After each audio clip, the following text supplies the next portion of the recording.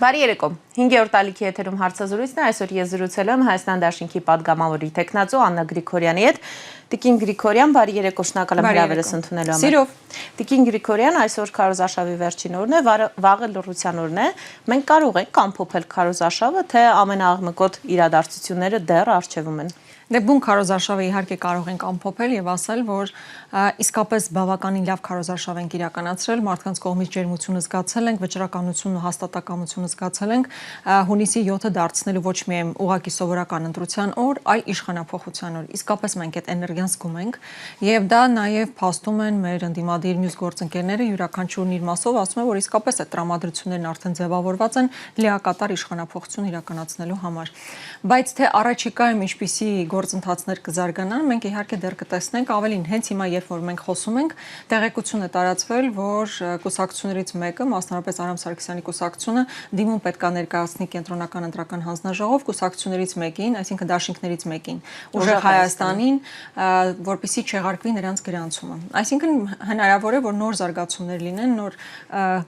չասեմ նույնիսկ անկանխատեսելի, որովհետև դրանք հնարավոր էր կանխատեսել, մենք դրա մասին խոսում ենք, բայց երեք Նիկոլ Փաշինյանը հայտնի բանավեճի ժամանակ ուղիղ ցուցում է տալիս։ Ուղիղ ցուցում է տալիս այլ կուսակցության ղեկավարներին, ասում է գնացեք եւ այդ պահանջը ներկայացրեք կենտրոնական ընտրական հանձնաժողով, իսկ այդ կուսակցություններն լինելով Նիկոլ Փաշինյանի տարբեր գրպաններում տեղավորված կուսակցություններ բնականաբար իրականացրել են վերջինիս պահանջը։ Երեք Արամ Սարգսյանն ասաց, մենք վերջում իհարկե խմբագրելով իրեն, ասաց մենք դա չենք անի, դա ԱԾ-ի գործն է, այսօր ձեզ ինչու է մտափոխվել։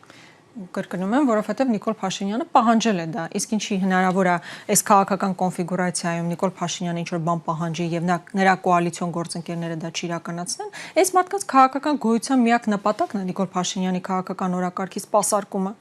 եւ դա ակներև է։ Բայց ես ուզում եմ ասել հետեւյալը, որ այդ անհեռանկար գործողությունները ժողովրդի մոտ ավելի ուժեղացնելու են ցասումը եւ իսկապես իրենք ստանալու են հեղափոխական հակազդեցություն, եթե որոշեն գնալ նման ապօրինությունների ճանապարհով։ Ամբողջ քարոզարշավի ընթացքում իրենք կարծես ԿՊ-ն չէր ուզում այդ քայլին գնալ, անդադ ասում էր, չէ, իրենք կմասնակցեն ուժեղ Հայաստանը, Հայաստան դաշինքը մյուսները։ Կպարտվեն, ասում էր։ Այո, կպարտվեն, ոչ միայն կպարտվեն, այլ ասում էր նույնիսկ շեմը չեն հաղթահարի։ Ասում էր մենք կստանանք համարադրական մեծամասնություն, մենք նույնիսկ չենք անցնի, հա, բայց հիմա իր գործողությունները այլ բանի մասին են խոսում, վստահաբար իր մոտ ամենօրյա ռեժիմով ներկայացնում են վերջին սոցիոլոգիական հարցումների տվյալները, եւ այդ տվյալները իրեն իր համար հուսադրող չեն, մեղմ ասած, որ իրեն ստիպում է իրականացնել գործողություններ, որոնք հակաօրինական են իրենց էության։ Այսինքն այս պայծրությամբ Նիկոլ Փաշինյանը պարտվում է ընտրություններում։ Նիկոլ Փաշինյանը միարժեքորեն չի կարողանում ձևավորել մեծամասնություն, իսկ հիմնական ընդդիմադիր 3 ուժերը, հնարավոր է նաև 4-ը, միասին ունեն ավելի շատ քվե բոլոր սոցհարցումների նաև այսօրվա վերջին Գելափի հարցումներով։ Գելափի հարցումներին ծանոթ չեմ, բայց մենք էլ իրականացնում ենք տարբեր սոցհարցումներ եւ այդտեղ ցույց է տալիս, որ առնվազն 3 ուժ, իսկ եթե 4-ն էլ միանա շատ ավելի վստահաբար, կարողանում ենք ավելի շատ ձայն հավաքել, ընդդիմադիր ձայները շատ ավելին են, քան քաղաքացիական պայմանագիր կուսակցությանը։ Իրականում ինքը տեսնում եք այսօր էլ հանրահավաք է իրականացնելու, ամբողջ քարոզարշավի ընթացքում տարբեր տեղեր հավաքներ իրականացնելով, հաճախ կարելի էր հանդիպել օրինակ ուսուցիչների, ամբողջ մանկավարժական կոլեկտիվը, տարբեր քաղաքապետարանի, համայնքապետարան, մարզպետարանի կոլեկտիվները, որ տարվում են այդ հավաքների։ Իհարկե ես չեմ ուզում ասել, որ Նիկոլ Փաշինյանը իր սատարողները չունի, իհարկե ունի, բայց դրան զգալիորեն ավելանում են, հատկապես այսպես ուժի ցուցադրության տեսանկյունից զգալիորեն ավելացնում են վարչական ռեսուրսը, որը ուղղակի խայտարակություններ այնինչ մենք տեսանք այս անցնող օրերին։ Հա, ձայնագրություններ, որտեղ տնօրեններին հորդորվում է գնալ երեխաներին տանել, դպրոցահասակ երեխաներին դասերից հանում եւ տանում Նիկոլ Փաշինյանի միտինգներին կանգնացնում էին։ Սա իրականում իր համար էլ պետք է մտահոգիչ լինի։ Իր համար պետք է մտահոգիչ լինի, որ վարչական ռեսուրսով է հրապարակ լցնում։ Չէ, որ այո, որ փաստացի այնպիսի իրավիճակում է, որ ստիպված է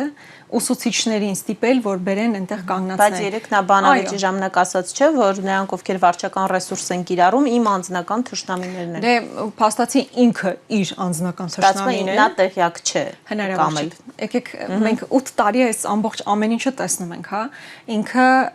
փաստացի ստացվում է, որ ինքն է իր անձնական թշնամին, իր ամբողջ քաղաքական թիմը իր անձնական թշնամին է, որովհետև համատարած մարզ չկա, շրջան չկա, որ ինքը գնա եւ այնտեղ վարչական ռեսուրսի այդ այդ կիրառումը մենք չտեսնենք, չարաշահումը չտեսնենք։ Ես ինքս դա տեսել եմ նաև թե կապանում ոնց են պարտադրել բազմաթիվ ուսուցիչների, դպրոցի տնօրենների, մարզպետարանի աշխատակիցների, տարբեր պետական կառույցի աշխատակիցների ստիպել են, որպեսզի գնան իրենց ցույցերին կանգնեն։ Ավելին դրանից հետո ինձ մոտենում էին ու ասում էին մենք ստիպված ենք գնացել այնտեղ, բայց որը ավելի մեծ զզվանք է առաջացրել այս իշխանությունների նկատմամբ։ Նկատի ունեմ այդ հակազդեցությունը շատ ավելի է ուժեղանալու։ Ինչքան էլ այսօր օրինակ հրապարակ լցնի իր տարբեր ռեսուրսներով, այս ամբողջ ընթացքում էլ ապահովի մարդկային ներկայությունը, զգալի մասը նաև պետական տարբեր վարչական ռեսուրսի ներկայությունն է։ Տիկին Գրիգորյան, դուք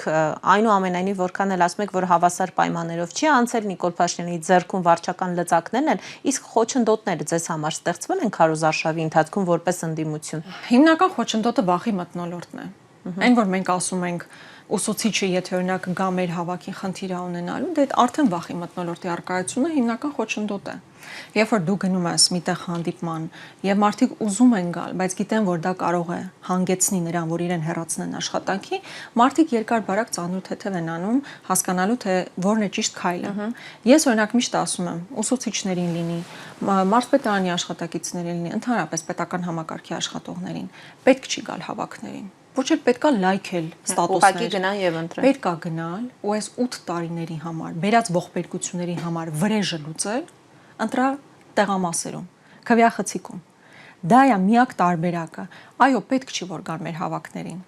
բայց պետքա գնալ անպայման ընտրատեղամաս, որտեղ այնտեղ իրանք մենակ են լինելու։ Հա պետքա ԿՊ-ին եթե կարիք կա, ասեք, որ հա իրենց էլ ընտրում եք, թող ձեզ հանգիստ թողնեմ, բայց միանշանակ գնալ ընտրության, սա ամենակարևոր մեսեջն է, ընտրաշավի վերջին իմ հարցազրույցն է եւ ես անպայմանորեն ուզում եմ խնդրել մեր հայրենակիցներին մասնակցել ընտրությունների, որովհետեւ այս իշխանությունների տապալման թիվ 1 նախապայմանը բարձր մասնակցելիությունն է։ Եթե մարդիկ կան, որ կարծում են դե լավ, ամեն դեպքում ընդդիմությունը բավարար ձայներ ունի իշխանափոխություն իրականացնելու համար, մենք էլ չգնանք, այդ օրը չգիտեմ, գնանք գինու փառատոն, գնանք պիկնիկի, գնանք քաղաքից դուրս կամ մեկ այլ միջոցառման, ես ուղղակի ձեզ խնդրում եւ հորդորում եմ։ Ընդհանրապես մի քանի րոպե ժամանակ է։ Տրամադրվեք, գնացեք ընտրության, որպեսզի վերջնականորեն ամրագրեք ընդդիմության հաղթանակը եւ այս իշխանությունների հեռացումը։ Այսինքն ամեն ինչ ամեն դեպքում ընտրողից է կախված եւ ոչ թե նրանից դուրս է որոշված։ Միանշանակ, իհարկե, այդ շղարշը փորձում են ստեղծել, որ տեսեք աշխարհաքաղաքական տարբեր կենտրոնները, Թուրքիայից մինչև Ֆրանսիա, Միացյալ Նահանգներից մինչև Ադրբեջան, տեսեք բոլորը Նիկոլ Փաշինյանի մեջքին կանգնած է։ Միակ սուբյեկտը, որ որոշելու է, թե ով է հաջորդ իշխանությունը, հայ ժողովուրդն է։ Մարդիկ գնան կատարեն իրենց ընտրությունը, այդ ամբողջ աշխարհը ճանաչելու այդ ընտրության արդյունքները եւ հաշվի է նստելու մեր ժողովրդի ընտրության արդյունքների հետ։ Հետեւաբար պետք չի տրվել այդ մանիպուլատիվ թեզերին, որ տեսեք նույնիսկ Ռուբիոն վերջին պահին եկավ, Մակրոնը այսինչն է ասաց։ Այդ մարդիկ տարվա մեջ 1-2 անգամ կարող են անդրադառնալ Հայաստանին, բայց մենք ենք, որ այստեղ ապրում ենք։ Մենք ենք, որ ամենօրյա ռեժիմով առերեսվում ենք խնդիրներին, որ կա։ Մենք ենք, որ կրում ենք հետևանքները այսօրվա գործող իշխանության քաղաքականության։ Հետևաբար մենք է, որ պետք է գնանք եւ մեր ընտրությունը կատարենք։ Տիկին Գրիգորյան, վերադառնալով այդ հավասար մրցակցային պայմաններին, դուք ասացիք հիմնականում վախ ահաբեկում, բայց նաեւ ականատես եղանք ֆիզիկական բռնության դեպքերի, օրինակ ձեր աջակիցները Արթիկում, Մասիսում ուժեղ Հայաստանի աջակիցները այսօր ԲՀԿ-ի հետ կապված միջադեպ է տեղի ունեցել, մեքենան հարվածել, մխրճվել է եւ նաեւ այսօր ականատես ենք լինում նաեւ մեծ ծավալով ձերբակալությունների ընդդիմադիր այլ ուժերի ներկայացուցիչներն են, ՀՀԿ-ի ներկայացուցիչներն են, լրատվամիջոց է ներխուժում քննչական կոմիտեն։ Մենք որքանով գիտենք նաեւ ձեր գրասենյակներում են տեղի ունեցել խոզարկություններ, համատարած ձերբակալություններ ուժեղ Հայաստանում աջակիցների եւ կուսակիցների շրջան։ Սա ինչի մասին են այս ամեն ինչը։ Պարզ չէ, որ մեզ համար անսպասելի չէ այս ամեն ինչը, բայց մեզ լսող մարդիկ էլ պետք է իմանան, որ սա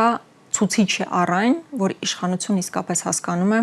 որ վերընտրվելու ընտրական process-ով իշխանություն պահելու հնարավորություն չունի։ Հետևաբար պետք է այս կազմաքանդման գործընթացը լինի, շտաբի պետերին տանել, մարդկանց ահաբեկել։ Սա այդ ոչն է, այսինքն լրատվական հասել են արդեն լրատվական մտել եք, ինչ եք այնտեղ ուզում։ Լրագրողների հեռախոսներն արգրավում եք, որ ինչ անեք։ Սա մոնտաժային համակարգիչները օրինակ։ Հա, ահա, ամենուրեք, այսինքն ցանկացած մեկը, որ այսօր ընդդիմության բանով խոսում է, որոշակի ազդեցություն ունի, իրենց նկատմամբ այդ հետապնդումները կան, մեր գործընկեր օրինակ Աշոտ Սիմոնյանի տունել էին մտել, այնտեղ էլ էին խոզարկություններ իրականացրել։ Նկատի ունեմ, սա հասկանալի է, բայց նաև համվատ է, բայց նաև լավ ցուցիչ է առել, որ Նիկոլ Փաշինյանը որպես քաղաքական կենթանի լավ զգում է, թե հունիսի 7-ին ինչպիսի անակնկալ չասեմ, բայց ինչպիսի իրողության առջև է ինքը կանգնելու։ Եթե իրողությունը նրա դեմ է լինելու, հիմա փաստորեն քայլեր են ձեռնարկվում այս պայծրությամբ, ինչպես վերադառնանք այդ կարևոր թեմային, որովհետև դրանից կարծում եմ մեծապես նաև կախված է ընտրությունների ելքը։ Հիմա այդ սցենարը ինչ ազդեցություն կունենա։ Նախ ըստ ձեզ դատարանը, ԿՀ-ն եւ դատարանը ի վերջո կգնան այդ քայլին, թե ոչ։ Ինչու Նիկոլ Փաշինյանն ինքն անձամբ չգնաց։ Ընդդիմադիր առաջատար ուժերից մեկին, եթե չթողնեն մասնակցել ընտրություններին, որքանով ընդդիմություն դրանից հետո կհաջողի, որքանով այդ ընդդիմադիր զանգվածի քվեները միևնույն է կգան, այսինքն նրանք կգան եւ կմասնակցեն ընտրություններին։ Դուք ինչ մտավախություն ունեք այս սցենարի հետ կապված։ Տեսեք, երբ որ հարցադրումն ասում եք, հարցադրումը ձեր այն է, որ կենտրոնական ընտրական հանձնաժողովը կամ դատարանը արդյոք կգնան այդ դիմումի բավարարման ճանապարհով, իսկ ինչի Հայաստանում կա առանձին կենտրոնական ընտրական հանձնաժողով, առանձին դատարան, առանձին քննիչ, առանձին դատախազ, չէ։ Այդ բոլորը Նիկոլ Փաշինյանն է։ Եթե Նիկոլ Փաշինյանը կարծի, որ ինքը իսկապես չի հաղթահարում,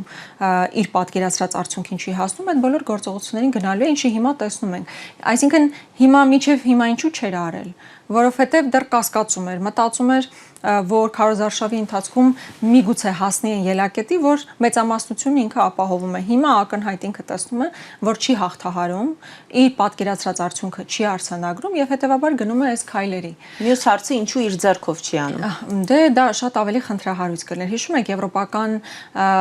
Եվրոմիության անդամակցության մասին օրենքի նախագիծը դարձյալ նույն ուժերի միջոցով որպես քաղաքացիական նախաձեռնություն, ստորագրահավաք, հետո բերեցին պարլամենտ, ընդունեցին, դրանով սկսեցին հպարտանալ, բա տեսեք մենք այն ուժն ենք, որ տանում ենք ձեզ Եվրոպա, բայց հենց հարց էինք տալիս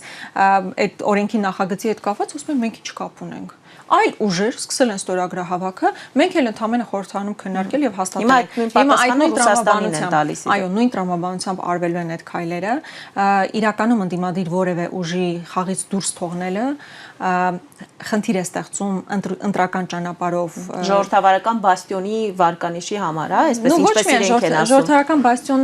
լեգենդը արդեն վաղուց չկա, ոչ Հայաստանում կա, ոչ Հայաստանից դուրս կան, իհարկե աշխարհակաղակական կենտրոնների շահեր, որոնք համընկնում են բաստիոն մեզ կոչելու, բայց իրականությունը հոմարթիկ տեսնում են, բայց ես վստահ եմ, որ ընդդիմադիր ուժերը, եթե որևէ մեկին ու անկախ նրանից ուժը Հայաստան դաշինքն է, թե որևէ այլ ուժ, եթե իրեն դուրս թողնեն ընտրական պայքարից, պետք է ընդդիմադիր դաշտի այնպիսի համախմբում եւ հակազդեցություն, որ ուղղակի աննախադեպ է, որ ուղղակի խաղի ելքը փոխող է։ Այ ինչ սցենարներ դուք քննարկել եք, օրինակ ես ուզում եմ հասկանալ ընդդիմությունը այնուամենայնիվ կգնա ընտրությունների ակնկալելով, որ միևնույն է հասարակության ցասումը այնքան մեծ կլինի, որ ընդդիմությունը կստանա այդ ցանկալի ձայները, թե այնուամենայնիվ չեք մասնակցի ընտրությունների եւ ընտրությունները արդեն կվերածվեն փողոցային պայքարի։ Չէ, մենք ի սկզբանե գնում ենք ընտրությունով իշխանափոխություն իրականացնելու ճանապարհով։ Այսինքն հիմա մենք համոզված ենք, որ մեր ժողովրդի մեծամասնությունը գնալու է եւ իր ձայնը տալու է ընդդիմության, այսինքն ընտրության միջոցով փոխել է Հայաստանը չկարողանա մասնակցել։ Ընտրության միջոցով փոխել ենք։ Միջև այսօր այդ հարցը չէր առաջացել։ Արդյոք մենք դա չէինք պատկերացնում, իհարկե պատկերացնում ենք, տարբեր քննարկումներ կա, մենք իհարկե ոչ լայն պալիտրայով վստահ չեմ, որ այդ քննարկումները կա, բայց յուրաքանչյուր ուժ իր համար այդ պատկերացումներն ունի, այդ սցենարի դեպքում ինչ պետք է անել, երկրորդ սցենարի դեպքում ինչ պետք է անել։ Հիմա ես բնականաբար դրանք մանրամասն չեմ ներկայացնի, բայց վստահաբար կարող եմ ասել, որ եթե լինի նման քայլ, նման հակաօրինական քայլ, ապա հավաքական ընդդիմությունը, ոչ միայն մեկ ուժ, հավաքական ընդդիմությունը իր ծանրակշիռ հակազդեցությունը տալու է։ Դա օրինակ այն սցենարն է, երբ Ռոբերտ Քոչարյանն ասում էր, որ հաղթանակը մեր ձեռքից տանեն, կլինի հեղափոխությունն, սա էր կանխատեսել։ Այո, իրականում նոր չենք կանխատեսել։ Գիտեք, որ ընտրապայքարի ամենասկզբից էլ այդ հայտարարությունները կային, չէ։ Քաղաքական մեծամասնությունը խոսում էր Մոլդովայի սցենարի մասին, ռոբինական սցենարի մասին, այսինքն մի ուժի չգրանցման կամ ուժի հաղթելուց հետո սահմանադրական դատարանով չեղարկելու մասին։ Այդ բոլորը տեսականորեն մենք պատկերացրել ենք։ Նիկոլ Փաշինյանը կրկնում է, մինչև հիմա չի գնացել այդ քայլի, որովհետև մտածում էր, որ միգուցե ընտրապայքարի վերջում ինքը իր ուզած արդյունքին հնարավոր է հասնի։ Հիմա տեսնում է, որ խնդիրը եւ համատարած ձերբակալություններ, համատարած ներխուժումներ, այդ թվում նաեւ մեդիա, մարդիկ հիմնականում տարբեր շտաբի ղեկավարների ձերբակալում են, մեր շտաբ են մտել, մեր падգամավորների տուն են ներխուժել։ Եվ սա կրկնում եմ ծնելու է հակազդեցություն։ Ինչքան էլ փորձեն ավելի ռեպրեսիա իրականացնեմ, ժողովրդի ցասումը այսօր այնքան մեծ է, ժողովրդն այնքան շատ է ուզում այդ փոփոխությունը, որ հեղափոխական քայլերի է գնալու։ Տիկին Գրիգորյան, պարզապես այստեղ հիմնական մտավախությունն այն է, որ վերջին մի քանի տարիների ցույց տվեցին, որ ժողովուրդը այդքան էլ չի սիրում փողոցով իրավիճակ փոխել եւ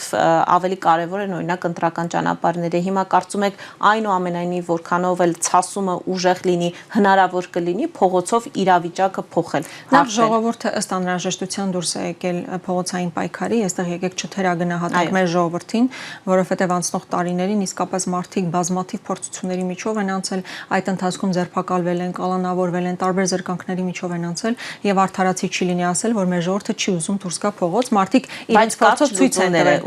բայց հիմա մի գործընթացի մեջ ենք,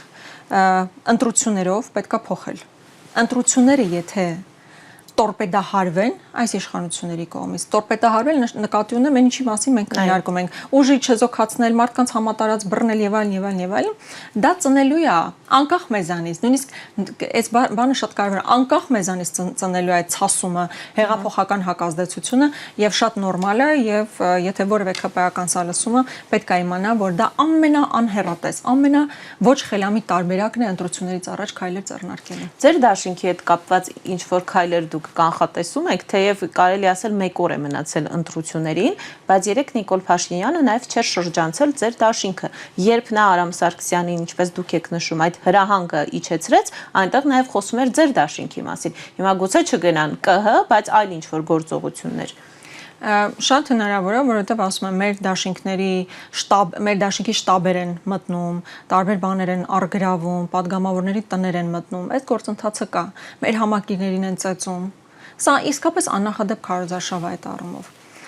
Դուք տեսեք, ընդհանրապես մի պաստառ պոկելու համար քաղաքացու նկատմամբ քրեական հետապնդում են նախաձեռնում, չնայած դա ընդհանրապես վարչական տուգանքի ենթադրվող գործ է։ Հետո այդ մարդը հոգեբուժարանում մահանում է, Արթուր Օսիպյանը մինչև հիմա գտնվում է կալանքի տակ, հացադուլի մեջ, ինչի համար մարդ չի հասկանում, ընդհանրապես հակադրվելու համար, զոհված ինձարայողի պապիկին, այսպես բերանը փակած տանում են, որ հանկարծ չխոսա, սա իսկապես ռեպրեսիաներով ու աննախադեպ ատելության խոսքով քարոզարշավեր, բայց այս ինչպես նախագահ Քոչարյանն է ասում, այս քարոզարշավով պետք է ավարտվի այն ատելության մթնոլորտը, որը մինչև հիմա կար Հայաստանում։ Այնուամենայնիվ ես Մոլդովայի սցենարի հետ նաև փորձեմ կապել, հնարավոր է, որ ձեր դաշինքի հետ կապված էլ նման դիմում տան Տիկին Գրիգորյան։ Ամեն ինչ հնարավոր է, ամեն ինչ, այս իշխանությունների կողմից որովհետև գրել, թե որոնք կարող են հիմքեր լինել։ Հիմա եթե մենք վերլուծում ենք այդ հիմքերը առկա են, նա ասում է, եթե շարունակական խախտումներ են, եթե այդ խախտումները էականորեն կազդեն ընտրությունների արդյունքների վրա։ Հիմա նրա այս գրառումները վերաբերելի են ընդդիմությանը, թե օրինակ իշխանությանը։ Դե իշխանությանը ակնհայտորեն, որովհետև այդ լծակների կիրառումը, վարչական ռեսուրսի կիրառումը, բարեգործության արգելքի չարաշահումը եւ այլ այդ տարբեր բաներով պայմանավորված իշխանության նկատմամբ կան գործեր։ Բայց ակնհայտ է, որ Դանիել Հովհաննիսյանը հեչ իշխանությանը նկատի չունի, այլ նկատի ունի ընդդիմությանը։ Բայց պարզը մի բան, այո, խաղադրույքը շատ բարձր է, սեղանին շատ մեծ բաներ են դրված Նիկոլ Փաշինյանի համար, ամեն ինչից վեր է սեփական աթոռը պահելը եւ սեփական ազատությունը պահելը։ Հիմա մեր ժողովուրդը պետք է իրեն այդ հարցը տա։ Մեզ համար ինչն է կարևոր։ Նիկոլ Փաշինյանի աթոռը, թե մեր երկիրը։ Նիկոլ Փաշինյանի աթոռը, թե մեր պետության ինքնիշխանությունը, մեր պատմության հարգելը, որ մենք չդառնանք արևմտյան Ադրբեջան։ Այդ հարցերը մենք մեզ ինքներս պետք է տանք ու հասկանանք։ Լավ, այն մարդը անում է այն ինչ որ պիտի անի, մենք հասկանում ենք։ Մենք հասկանում ենք իր պարտությունից հետո ինչպիսի հետևանքներ է ինքը ունենալու քրեա իրավական։ Այդ բոլորս հասկանում ենք։ Ինքը իր գործողությունները, իր մոտիվացիաները բոլորիս համար հասկանալի է։ Մեր մոտիվացիան որն է։ Մենք միթե պետք է ապրենք Հայաստանում եւ մեր գործողություններ կամ օրինակ չգնանք ընտրության։ Ես այս բանը, քանի որ նախընտրական շրջանում ենք, հիմնական շեշտը դրա վրա եմ ուզում դնել, որտեղ բազմաթիվ մարդիկ ասում են, դե լավ, ինչ գնանք ընտրության։ Մեր ձայնը բան չի փոխելու։ Անչափ կարևոր է, որ մեզանից յուրաքանչյուրը գիտակցի այն պատասխանատվությունը, որ հիմա կա, այն ճակատագրական փուլը, որի առաջ մենք կանգնած ենք եւ անպայման գնա եւ մասնակցի, որովհետեւ ցանկացած մարդով չի գնալու ընտրության, անուղղակիորեն իր աջակցությունը տալու է Նիկոլ Փաշինյանին, որովհետեւ ինքը պահի իր աթոռը միևնույն ժամանակ վաճառքի հանի մեր պետական շահերը, գնա եւ այսպես կզի Ալիևի առաջ։ Սա մենք չենք ուզում։ Հետեւաբար անչափ կարեւոր է սիրելի հայրենակից ձեզանից յուրաքանչյուրի մասնակցությունը ընտրության գնացեք եւ տեր կանգնենք մեր պետությանը։ Հայաստանը իսկապես պետք է պահպանել իր ամբողջ արժեհամակարգով, ազգային արժեքներով։ Տիկին Գրիգորյան, երեկվա բանավեճին Նիկոլ Փաշինյանն ասում էր, որ իր իշխանությունը եւ Հայաստանի Հանրապետությունը չափազանց ինքնիշխան է եւ ասում էր այնքան ինքնիշխան ենք, որ որպես ինքնիշխան պետություն որոշեցինք սահմանադրություն փոխել, այնքան ինքնիշխան ենք, որ որոշեցինք Արցախի էջը փակել եւ ամբողջ ասում է ես ինքս եմ որոշել։ Հիմա այս ինքնիշխան պետության ընտրությունների հանդեպ արտաքին հետաքրքրությունը ինչու է այդքան բարձր։ Դուք անդրադարձաք դրան, բայց մենք տեսնում ենք, որ իսկապես սա կարծես ոչ թե Հայաստանի ներսի ընտրություններ լինի, այլ դրսի ընտրություններ եւ մենք տեսնում ենք բոլոր երկրները այնքան հետաքրքրված են, որ նույնիսկ վերջին պահին ամեն քայլանում են, օրինակ մենք երեք տեսանք, որ Ռուբիոն փաստաթղթերը թրիփի վերաբերյալ ստորագրում է եւ հապճեպ ուղարկում է Հայաստան, այսինքն չի համբերում, որ գան այստեղ ստորագրեն եւ շատ արագ այսպես թրիփի հարցը լուծում թողնում են մի կողմ։ Մենք տեսնում ենք, որ ռուսական շուկաների հետ կան խնդիրներ եւ արևմուտքը անմիջապես իր աջակցությունը ցույց է տալիս, ասում է ես կփոխհատուցեմ։ Հիմա ինչով է սա պայմանավորված, եթե մենք այդքան ինքնիշխան պետություն ենք։ Նախ իսկապես ինչքան ցինիկ պետք է լինել, որ ասել մենք այնքան ինքնիշխան ենք, որ մենք ենք որոշում սահմանադրությունը փոխել։ Ամբողջ աշխարհը Անահիտ, ամբողջ աշխարհը վստահեցնում եմ, գիտի, որ սահմանադրության փոփոխությունը Ալիևի պահանջն է։ Հիմնական նախապայմանը այսպես կոչված խաղաղության պայմանագրի ստորագրման։ Որևէ մեկ աշխարհում իր մոտ այդ հարցը չի առաջանում, թե խի այս օրակարգը առաջացել Հայաստան, բայց այնքան ցինիկ են այսօրվա իշխանությունները,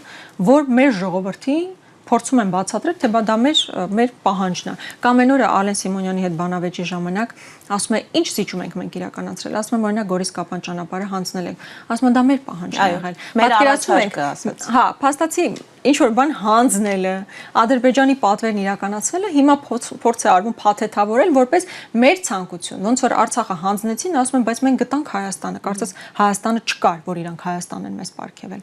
Բայց ճիշտ եք ասում, որ աշխարհաքաղաքական լուրջ հետաքրքրություններ կան եւ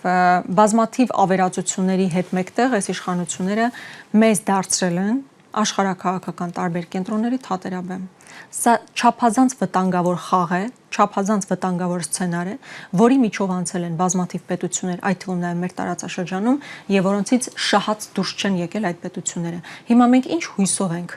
գնում այդ ճանապարհով։ Նոր Ուկրաինան այդ ճանապարհով անցել է, ինչ հաստացել դրա արդյունքում։ Տարածքների կորուստ, բնակչության կորուստ, ավերված տնտեսություն։ Մենք ինչու ենք ուզում այդ ճանապարհով գնալ։ Կամ իսկապես հիմա որ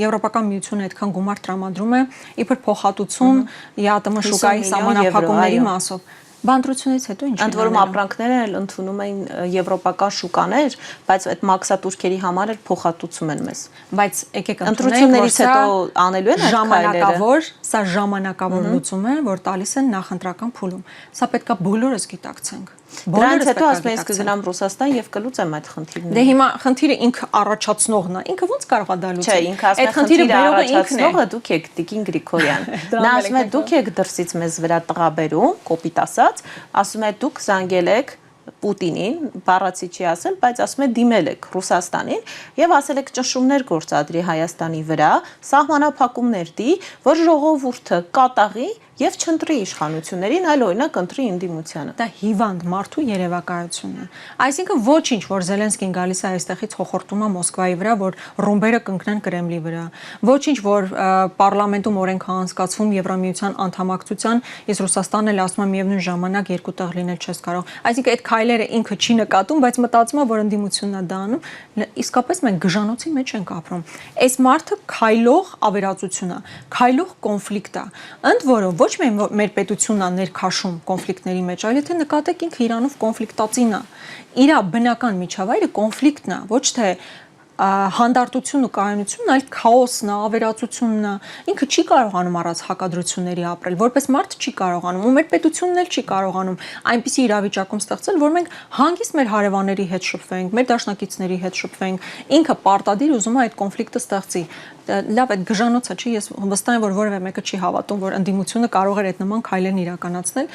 Ինքը իր քայլերով, իր հռետորաբանությամբ, իր գործողություններով հանգեցրել է նրան, որ այսօր մեր տնտեսվարողները տուժում են։ Սա բացարձակ իրականություն է, որին պետք է առերեսվել։ Իսկ ինչպես նախագահ Քոչարյանն ասաց, այս խնդիրը հնարավոր է լուծել մեկ օրում։ Մեկ օրում հնարավոր է լուծել խելամիտ քաղաքականությամբ։ Հիմա իրենք մեկնաբանում են, որ Ռուսաստանը աջակցում է ընդդիմությանը։ Դրա համար ընդդիմությունը կկարողանա այդ խնդիրները լուծել։ Ռուսաստանը առաջատանում իր շահերը, իսկ իր շահերից բխում է Հայաստանին ասել, հիմա պետք է ընտրել ԵԱՏՄ կամ ԵՄ։ Բայց ընդունում ենք, չէ, որ դա տրամաբանական հարց է, որտեղ դու միևնույն ժամանակ չես կարող լինել եւ ԵՄ-ում, եւ ԵԱՏՄ-ում։ Չէ, Փաշինյանը չի ընդունում, որ տրամաբանական է։ Ասում է, պարզ չի, որ մենք հիմա ԵԱՏՄ-ում ենք։ Մենք ԵՄ չենք գնում։ Դե հիմա այդ խաղերն էլ բոլորի մոտ հարց է առաջացնում, չէ՞։ Հիմա եթե դու գնում ես, դու մնում ես ԵԱՏՄ-ում, բայց օրենք ես ընդունում ԵՄ անդամակցության, դու ասում ես, որ Ռուսաստանը մեր դեմ հիբրիդային պատերազմ է տանում, որ դու,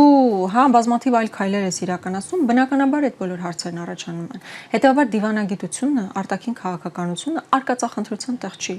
Մի անգամ այդ արկածախնդրության բերումով մենք արդեն մեծ ավերածություններ ունեցել ենք, կորցրել ենք Արցախը։ Հիմա պարտադիր մենք պետք է Հայաստանի տնտեսությունը ոչնչացնենք, թշնամական նոր հարաբերություններ ձևավորենք Ռուսաստանի հետ, որ համարենք մեզ ինքնիշխան, ինքնիշխանությունը դրանում չի։ Հիմա տնտեսությունը դրանով կոչնչանա, օրինակ Ռոբերտ Քոչարյանն էլի քարոզարշավի ժամանակ ասում է, դուք ուզում եք, որ գազը եռակի թանկանա, եւ ժողովուրդը հասարակությունը ասում է, ոչ, չենք ուզում, բայց իշխանություններն ասում են գազը չի թանկանա, որովհետեւ մենք ունենք ալտերնատիվ աղբյուրներ, ունենք երկրներ, որոնք մեզ շատ ավելի էժան են առաջարկում նույնիսկ Ռուսաստանի Դաշնությունից։ Հա, ինքը ասում է մենք ունենանք մեր գազը։ Դա ինքն էր ասում, հետո Խաչատուր Սուքիասյանն ասեց կան երկրներ, որ մեզ շատ ավելի էժան են առաջարկում։ Եկեք հասկանանք, որ երբ որ ասում են կան երկրներ, որ ավելի էժան են առաջարկում, նկատի ունեն Ադրբեջանին։ Բայց այդ էժանի մասն էլ հələ շատ խնդրահարույց է, որովհետև Ադրբեջանը ինքը ներմուծում է Ռուսաստանից եւ նաեւ արտահանում է Եվրոպական միություն։ Դու գիտեք, որ Եվրոպական միության սանկցիաներով պայմանավորված Ռուսաստանից գազ չեն գնում, այդ գազը գնում է Ադրբեջան, Ադրբեջանից էլ գնում է Եվրոպական միություն։ Հիմա եթե մեզ համար օքեյ է, որ մենք հրաժարվենք էժան գազից Ռուսաստանից, էժան գազից, ու դրա փոխարեն Ադրբեջանից ներկրումներ իրականացնենք, լավ, ասեք, դա որ տրամաբանության մեջ է մտնում։ Հանուն ինքնիշխանության։ Հանուն ինքնիշխանության դու գնում ես Բիբարի պատճառով մեր ինքնիշխանությունը չենք զոհաբերելու մենք։ Ես հասկանում եմ, որ հանուն Բիբարի, ես ընդունում եմ, որ հանուն Բիբարի չի կարելի ինքնիշխանությունից հրաժարվել։ Բայց դու այդ քո քաղաքականությունը ընդհանրապես քո տնտեսությունը ավիրում է։ Եթե քեզ, այսինքն մեզ ձեռնտու չի էժան գազը։ Մեզ ձեռնտու չի, որ մեր տնտեսվարողները կարողանում են ԵԱՏՄ շուկային հասանելիություն ունենալ։ Իհարկե ձեռնտու է։ Իսկ երբ որ ասում է ինքնիշխանության հարց կա, այսինքն մեր ինքնիշխանությանը վնասում է, որ մենք ԵԱՏՄ-ում ենք, բայց ինչի՞ չեք դուրս գալիս ԵԱՏՄ-ից։ Մեր ինքնիշխանությունը վնասում է, որ մենք հապկում ենք, բայց ինչի՞ դուրս չեք գալիս։ Մի քանի տարի ասում եք սառեցրած է։ Այսինքն ես չեմ հասկանում իրանց քայլը։ Համ ասում են, այստեղ պետք է մնանք, ԵԱՏՄ-ում պետք է մնանք, բայց գնում են Եվրոպական միություն, ասում են, մեզ հասեք, փրկեք, օգնեք Ռուսաստանը մեր նկատմամբ հիբրիդային պատերազմը իրականացնում։ Ընդհանրապես արտաքին քաղաքականության մեջ ամենաանընդունելին այս երկակի ստանդարտներն են, այս շպագատներն են, որ իրականացվում են։ Եվրոպական միությունը այս պայն կընդունի, որովհետև իր շահերից ելնելով որոշակի առնվազն հռետորաբանության մակարդակով հակառուսական հռետորաբանություն իրականացվում է։ Բայց հողի վրա իրողություններում ստացվում է, որ դու այնտեղ չես գնում, Եվրոպական միություն չես գնում, բայց նաև ճշնամանում ես գործող համակարգի դեմ։ Միջդեռ այդպես չպետք է լինի։ Օրինակ տնտեսության առումով ես օրինակ նորմալ կընդունեի, եթե ես տեսնեի, որ մենք ունենք այլընտրանք։ Ջերմուկը սահմանափակեցին, եթե մենք տեսնենք, որ ջերմուկի այլընտրանքը դեպի Եվրոպա գնալու հնարավորություն կա եւ ջերմուկը կվաճառվի Եվրոպական միության երկրներում, ես կասեի, օքեյ, եկեք այդպես փորձենք։ Թուրքիան, Ադրբեջանը մեզ համար այլընտրանք չեն։ Հիմա եթե ուզում ենք ասել, որ մենք ուզում ենք բացարձակ կախվածություն ունենալ Թուրքիայից եւ Ադրբեջանից եւ դա մեզ համար ավելի ընդունելի է եւ դա մեզ համար ավելի ինքնիշխան պետություն ենք սարքում, եկեք ասենք այդպես է, բայց այդպես չի։ Հիմա պետք է ընդունել, որ այս իշխանությունները մեզ ամբողջությամբ տանում են Ադրբեջանի եւ Թուրքիայի հպատակ դառնալու ճանապարհով։ Մեզ դա պետք չի, իսկապես մենք ուզում ենք նորմալ հարաբերություններ Թուրքիայի եւ Ադրբեջանի հետ, բայց դա չի նշանակում, որ մենք պետքա կախվածության մեջ ընկնենք իրանցից եւ այն էլ Ռուսաստանի հետ կամ ԵԱՏՄ շուկայի հետ թշնամանալու գնով։ Ընդհանրապես ցանկացած խելամիտ մարդ հատկապես եթե պետությունը ներկայացնում, փորձում է հարաբերություններ կառուցի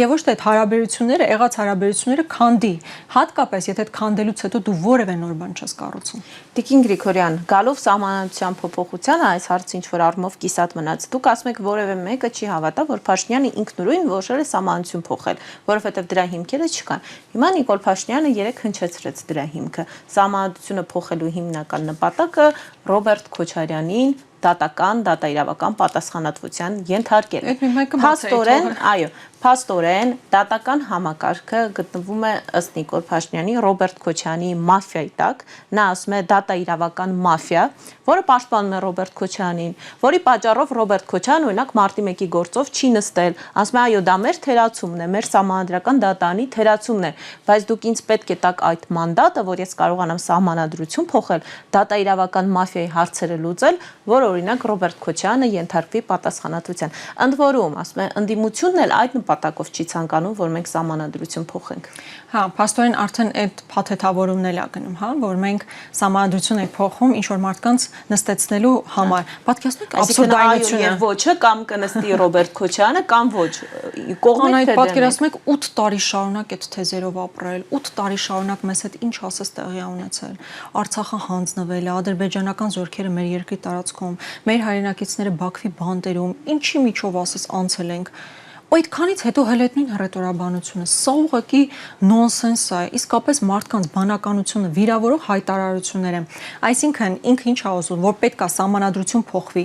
մայր օրենք ընդունվի միայն Ռոբերտ Քոչարյանին նստացնելու համար, սա կարծում եմ նույնիսկ համակարգը բարեփոխվի։ Ես կարծում եմ նույնիսկ իր ընտրողի համար չափազանց վիրավորական հայտարարություն է, որովհետև ոնց եք պատկերացնում մայր օրենք փոխվի կոնկրետ մարդկանց նստացնելու համար, իսկ եթե ինքը ասում է պետքա փոխվի, որ նստացվի, այդ առանց փոփոխության էլ Ռոբերտ Քոչարյանի նստացրել էր ինքը։ Նստացրել էր, ընդ որում, այո, մի հոդվածով, որը հետագայում համարվեց հակասահմանադրական։ Այն գլխից իրանք լավ գիտեին այդ ունես ասում Խաչատրյանը, որ այդ հոդվածը հակասահմանադրական է։ Այլ բան, որ նույնիսկ իրենց սահմանադրական բայց իրանք սահմանադրական դատարանն է։ Եվ երեք իրեն հենց այդ հարցը տվեցին։ Ասեցին սահմանադրական դատարան էիք փոխել։ Բա հետո ինչու այնպես չեղավ, որ օրինակ Ռոբերտ Քոչարյանը ենթարկվի պատասխանատվության, ասում է, դա մեր թերացումն է։ Իրենց սահմանադրական դատարանը, եթե նույնիսկ իրանցն է, այնքան ակնհայտ էր, որ կոնկրետ այդ հոդվածը հակասահմանադրական է, որ նույնիսկ իրենք միանձնյա, կրկնում եմ միանձնյա, որոշում է կայացրել, որ տվյալ հոդվածը, որով նախագահ Քոչարյանը նստել էր հակասահմանադրական է, եւ այդ թշնամանքի, ատելության գեներացիան իսկապես ոչ միտեղ չի տանում։ Ամբողջ քո քաղաքականությունը կառուցես ներքին թշնամիներ նշանակելու եւ նրանց նկատմամբ ողորթված ատելության վրա, սա ուղղակի խայտարակություն է։ Այն ժամանակահատվածում, երբ Ադրբեջանը ակտիվորեն առաջ է տանում արևմտյան Ադրբեջանի հայեցակարգը, ֆինանսավորվում է, պետական ֆինանսավորում է ստանում, միջազգային օրակարգ է դանում, մարդիկ առաջ են տանում այդ օրակարգը, Նիկոլ Փաշինյանը այստեղ անցնում է հա ներքին ռեպրեսիաների եւ նախագաների եւ ոչ բոլորի նկատմամբ այդ ռեպրեսիաները։ Ժողովուրդն է ինքնից պահանջում, ասում է ինչու չեն նստել նրանք, բայց ես այնպես կանեմ, որ կնստեն բոլորը։ Ռոբերտ Քոչարյանը, Սամվել Կարապետյանը, Գագիկ Ծառուկյանը։ Նախ ասում եմ, ինքը արդեն այնպես արել է, որ նախագահ Քոչարյանը նստի, նորություն չի ասում։ 18 թվականին Սերժ Սարգսյանի իշխանության մերժելուց հետո նստել է Ռոբերտ Քոչարյանը, այդ հայտնի փաստ է, չէ՞։ Բայց այդքանով հանդերձ իսկապես մենք այս ընտրության պետքա փակենք այս ատելության էջը, բոլորին նստացնելու պատժելու էջը եւ այդ մեծ խոսալն էլ արդեն ժամանակը սպառվել է։ 8 տարի այդքան խոսացել է։ Անցած ընտրություններով մուրճով եկել է, բա ինձ մանդատ տվեք, պողպատյան մանդատ տվեք, սա եմ անում, նա եմ անում, այդ թշնամանքը ներսում ավելացնելով գնացել է ավելի հնազանդ է դարձել Ալիևի առաջ։ Բայց ընտրություններով ամեն բան փոխվելու է, այն մարդիկ, ովքեր մեր պետության իսկապես այսքան ավերածություն են բերել, իրանք ենթարկվելու են պատասխանատվության, իրավական պատասխանատվություն են կրելու, վենդետա չի լինելու, որտեղ պետք է հասկանալ, որ կան կոնկրետ քրեական հետևանքներ, իրական արդարադատություն է լինելու մի խոսքով եւ ոչ թե վենդետա, որ իրականացվել է այս անցնող տարիների ընթացքում։ Այսինքն թողնելու եք, որ դատական համակարգը քննի գործերը, տեսնի ով է դավաճանել, ինչ է արել, ճիշտ եմ հասկանում։ Միանշանակ, բայց այստեղ նաև կարևոր մեսեջ կա առ այն, որ հիմա այդ վախի մթնոլորտը տարածում է, որ ամբողջ պետական համակարգը պատասխանատվություն է կրելու, ոչ, սիրելի հայրենակիցներ, կան հատուկ այդ մարդիկ, մատերի վրա հաշված մարդիկ,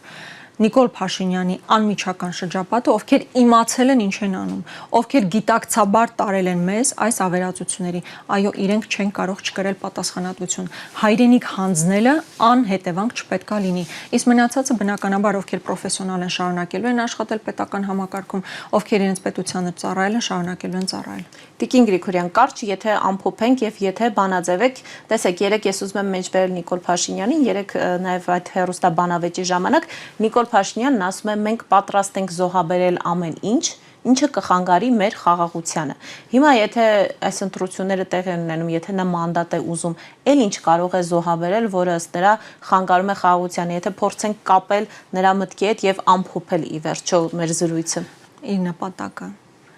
ամեն բան զոհաբերել ոչ թե խաղաղության համար, ամեն բան զոհաբերել սեփական աթոռի համար։ Դա միակ բանաձևն է, որ աշխատում է Նիկոլ Փաշինյանի պարագայում, ու այս տարիները դա ցույց են տվել։ Արցախը զոհաբերել է սեփական աթոռի համար, մեր ռազմագերիներին զոհաբերել է, կներեք, որ այդ բառն եմ հիմա օգտագործում, իր աթոռը պահելու համար։ Միակ բանը, որ ինքը ամեն ինչ շատնա սիրում, որից սոսնձվել եւ փոք չի գալիս, իր աթոռն է։ Էս է միակ բանաձևը։ Հիմա ուղղակի մեր ժողովուրդը պետք է այդ ընտրությունը կատարի։ Ինքը ուզում է ամեն գնով Նիկոլ Փաշինյանի աթոռը պահել, թե ամեն գնով սեփական տարածքային ամբողջականությունը, արժանապատվությունը, խաղաղությունը, անվտանգությունը, բարեկեցությունը, համերաշխությունը։ Այդ ընտրությունը մեր ժողովրդինն է։ Նիկոլ Փաշինյանի աթոռը, որի գինը կարա լինի բացարձակապես ամեն ինչ։ Ի վերջո այդ մարդը հայտարարում էր, մենք կարայինք ունենայինք նույն իրավիճակը առանց զոհերի։ Հազարավոր կյանքեր է մարդը զոհել։ Մեր հայրենիքն է զոհել։ Հիմա ամսի 7-ը այդ ամենին պատասխան տալու օրն է։ Գնացեք եւ ամսի 7-ին խնդրում եմ կատարեք ձեր ընտրությունը։ Նիկոլ Փաշինյանը իր աթոռով, թե մեր պետությունը, տարածքային ամբողջականությունը, բարեկեցությունը, անվտանգությունը, խաղաղությունը։ Շնորհակալ եմ ես ձեզ։ Հիշեցնեմ, որ ես զրուցում եի Հայաստան Դաշինքի պատգամավորի տեխնացու Աննա Գրիգորյանի հետ։ Մենք կհանդիպենք, լավ եղեք։